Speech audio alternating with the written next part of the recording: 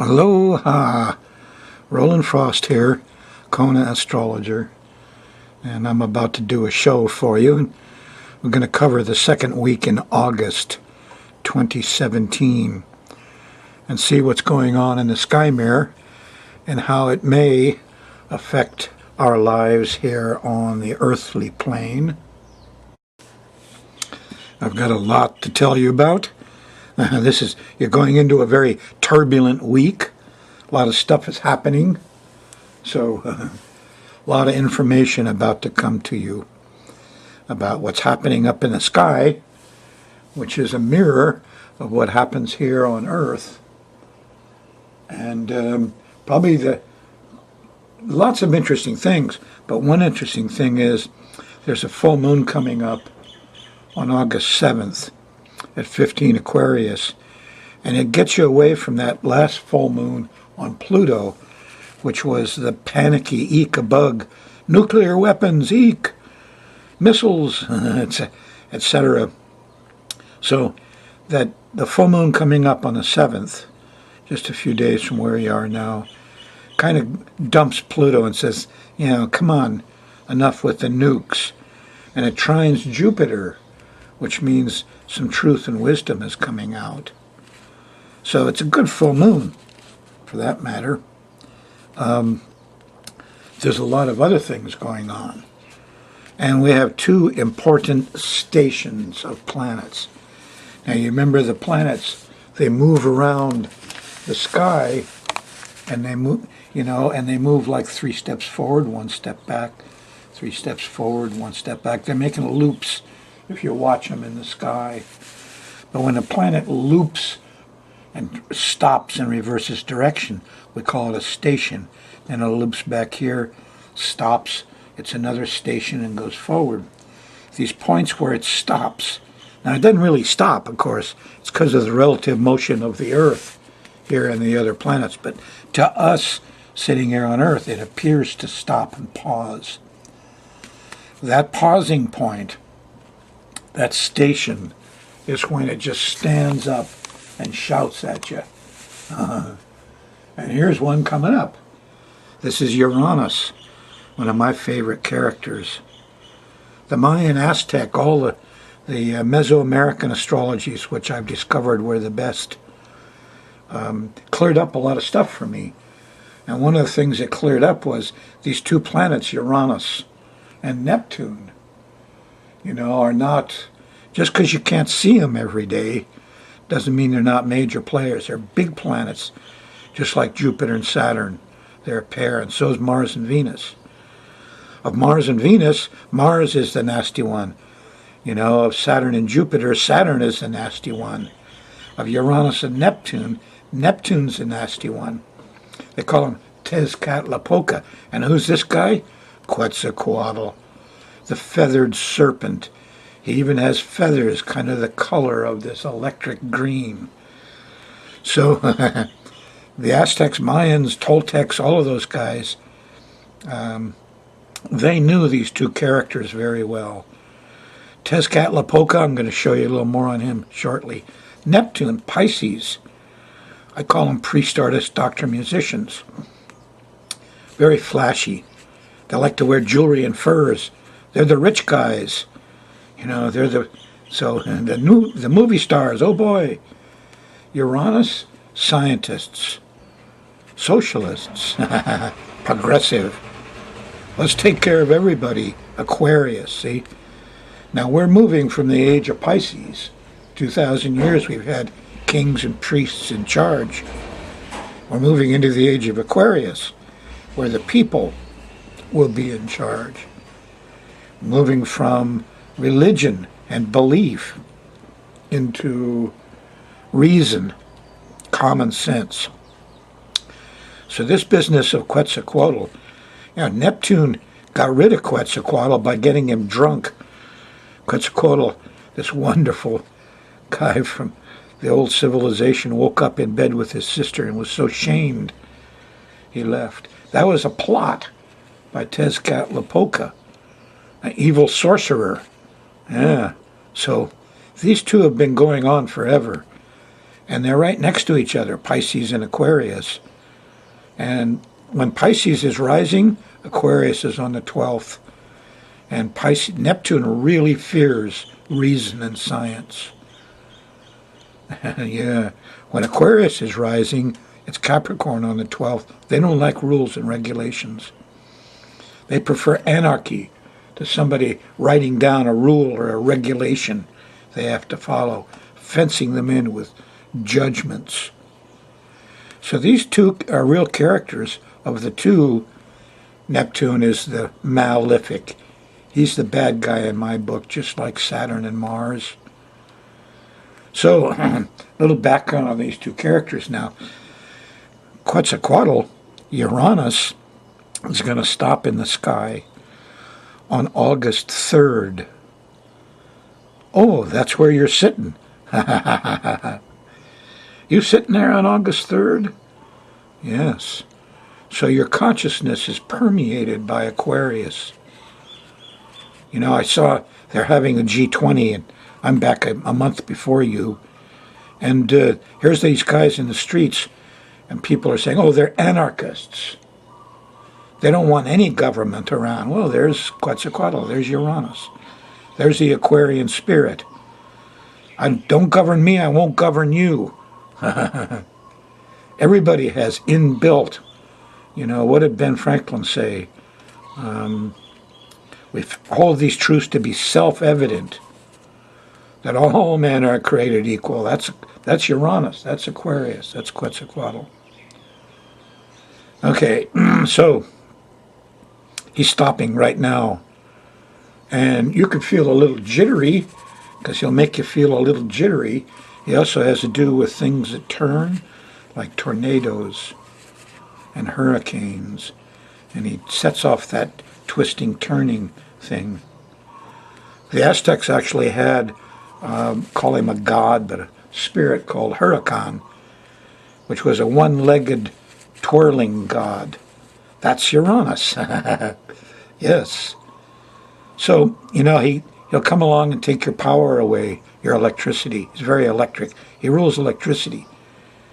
Neptune, Tezcatlipoca, rules organic chemistry. There's your pesticides and Monsanto and secret, you know, chemistry. Uranus is also secret in a way, electricity. So if your electricity goes out of your cable TV, oops, you're isolated, you're alone. Go meet your neighbors. That's what a Uranus is trying to teach you. And you're right in the middle of it. So if you feel isolated, you feel alone, you're not. Turn on the internet. Pick up the telephone. Turn on the TV. You'll find a universal mind is there, and we all share it. Yes, in some respects, we're all thinking the same thoughts.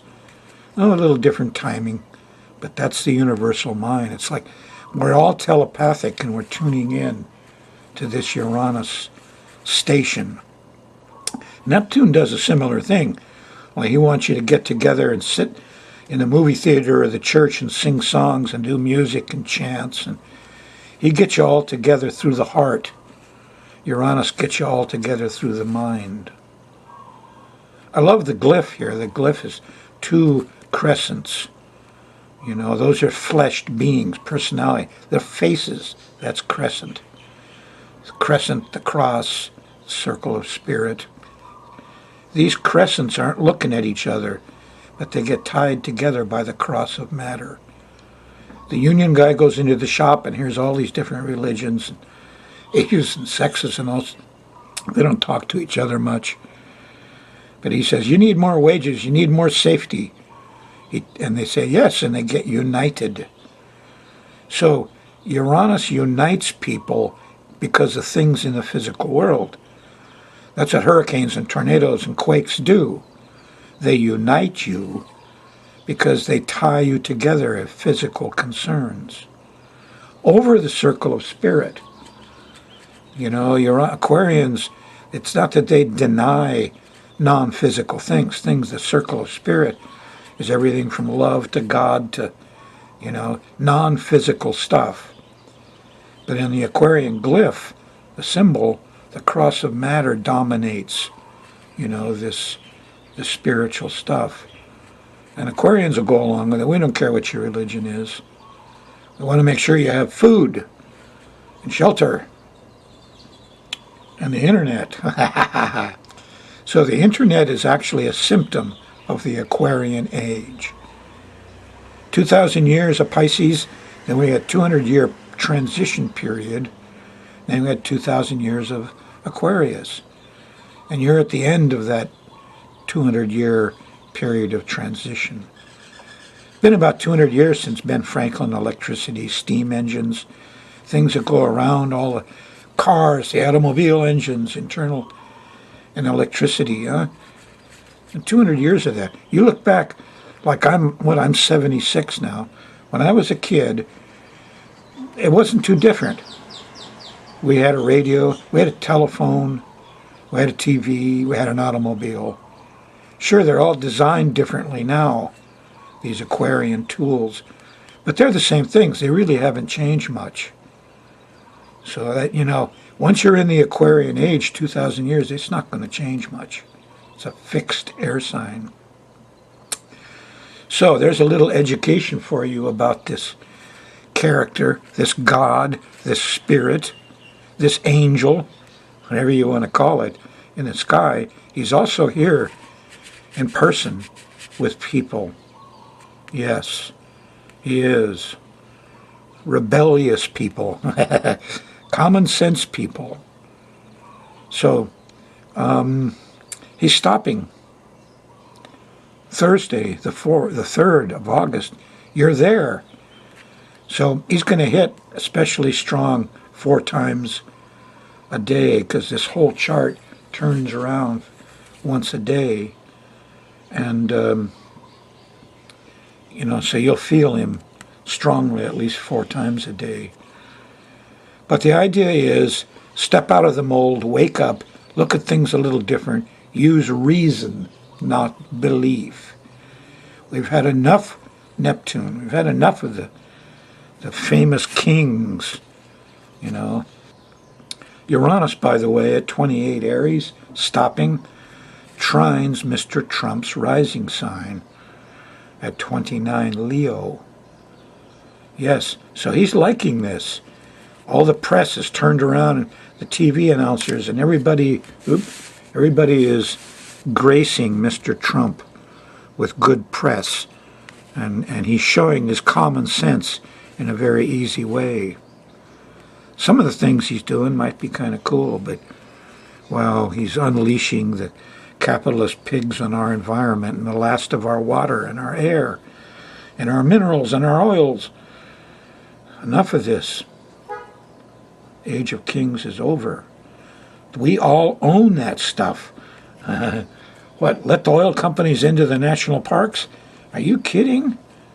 Well, anyway, for me, it's undoing, 30, 40 years of my life's work is being undone in a couple days by some of these guys Mr. Trump has put in. Hate it. Well, let's see what happens, okay? Now you got the stage set. You know that right now, Aquarius, Uranus is winning. Quetzalcoatl is in charge. Okay, we run the moon around here, and we see that here's the sun in Leo, sextiling Jupiter, trining Saturn. Oh yeah, the judge and the lawyers. The laws are a law and order. Oh yeah, Mr. Trump. Well, over here is Pluto squaring Jupiter, opposing Venus. Now, this is interesting. Towards the end of your next week, Venus moves up to 16 Cancer and opposes Pluto, and the girls are in trouble. But for you right now, Uranus is stationing. Oh, wow. Now here's another interesting thing. Mercury is stationing, going retrograde on August 13th. That's a week from your coming Sunday. And Mercury is stopping and going retrograde exactly opposite Neptune. So Mercury's going to have trouble with water, chemicals, getting lost, drowning. Kids are in danger at the end of your next week because of Mercury's the place he's stopping. And the Pluto, Venus, Jupiter The young girls are in problems too at the end of your next week. So, let's talk more. Let's see. Did I get all that? Pretty much. Kids in danger. Transportation stops because Mercury is opposing Neptune. There's going to be confusion, delusion. People are, could be just floods. Could be other things. Here's the thing. We got two big deals going on here. And Uranus stopping and Mercury stopping and stationing has a lot to do with communication, transportation. I'm calling this a major event. Major event you're in this week.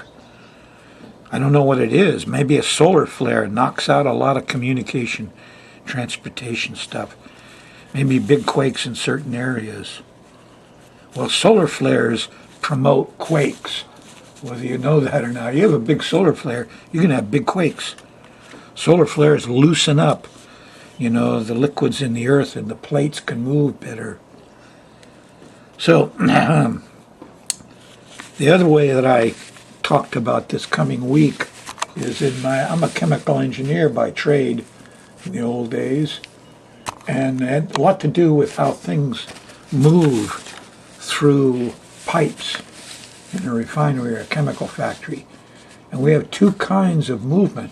One is called laminar flow, where all the liquids go through the pipe in layers, and it's smooth. Yeah, the ones along the edge are a little slower than the ones in the middle, but they compensate. So laminar flow, liquids go through these pipes things without a lot of trouble. And then there's turbulence.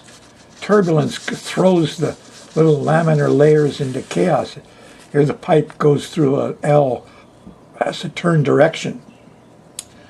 It tries to wear a hole in the fitting over here, the 90 degree. But there's turbulence in this thing, see? And then it takes it a while to get back into laminar flow. You are in a turbulent time right now due to Uranus stationing, creating a lot of turbulence, where you're at. And then in a week, 10 days, Mercury's stationing and getting all confused and lost with its opposition to Neptune. Ooh, so there's stages set. How's it go day by day? Let's check the moon going around the edge here. And as it does, it makes angles to these other planets. Thursday night, the moon's in Capricorn early, opposes Venus. Yeah, you got Uranus stationing anyway. You can't sleep and there's noise and weird stuff. So don't plan on sugar and sweets and sex Thursday night. Nope. Friday, on August 4th, still kind of uncomfortable, herky-jerky, turbulent. And you get to Friday night, Saturday morning, and the moon goes by Pluto. This is the final passage across Pluto while he had a full moon on him. Eek, a bug! Panic. Nuclears? Well, bugs. So this is a difficult time. Friday night goes through Saturday morning, the square to Jupiter. So this is the last time you'll deal with this, really, on this emotional exaggeration, because you go through Saturday, late Saturday night, it's actually early Sunday morning, moon goes into Aquarius, and squares Uranus. It gets more turbulent right here, see? So this whole period starts with panickiness, Friday night, Saturday morning, and then turbulence, Saturday night, Sunday morning. Oh boy. And it doesn't lighten up much. You have a very chaotic weekend here, full of interruptions, let's call them. Uranus interrupts you. And here everybody can't get it fixed. Here's a nasty opposition to Mars, and the young men in the military can't help. Finally, Monday morning here, we have the full moon at 15 Aquarius. And things look a little better. At least the panicness goes down a little bit. And as you go through Monday, here's a trine to Jupiter in the afternoon and a sextile to Saturn towards the evening. And it seems like good sense and the regular ways we deal with things will work. Here about 9, 10 o'clock, the moon goes by the south node, though. We still need help. Everybody needs help. And then Tuesday morning, here you got the moon just finishing Aquarius, and it makes a nice sextile to Uranus. Common sense and reason prevails. All the shaking isn't so bad. Tuesday morning, August 8th. Moon in Pisces. You're going into the Neptune zone. As you go into Wednesday, here's the opposition to Mercury. In the morning, transportation, communication, the kids are lost. What's going on? I can't think. You're in the Neptune zone. Yeah, smoking mirrors. That's the name of Neptune to an Aztec. Smoke and mirrors, we still use it today, huh? So that's what you got Wednesday. Can't trust nothing. As the moon goes by Neptune, Tezcatlipoca is raging, and water problems. Chic. Finally, here's a sextile to Pluto. Happens after lunch Wednesday the 9th. Get a little power and control over it. But Thursday morning, the moon squares Saturn. We're still not doing so hot. We're still restricted and feel a little scared for some reason. Probably during this whole time as the moon's in Pisces. Thursday night after dinner, the moon shifts into Aries. And you're going back into the turbulent zone, which happens here Friday. Friday night, the square to Pluto, a little panicky. Square to Venus. Young girls are missing. I can't sleep. The sirens are keeping me up. Here's the opposition to Jupiter. People partying too much. The clowns are loose. Shut those clowns off. Yeah, it's not an easy time, Friday night. Not a time to party. Saturday's a little better. It settles down. There's a trine to Saturn. A trine to Mars. Get some physical work done. Go out and do some prevention. Because late Saturday night, moon goes by Uranus. You get high wind. Uranus rules wind. Neptune rules liquids. The FEMA pros say, run from liquids, hide from wind. So your weekends are, hide from the wind, huh? Don't go out there when I got trees in my yard, big pods come off the Royal Poincianas in the wind, come down at you like missiles. So Saturday the 12th, turbulence right into Sunday, which is when Mercury goes retrograde. Saturday, Sunday, the 12th and 13th, high probability of things like solar flares and other difficulties and things that make it a problem for you to communicate.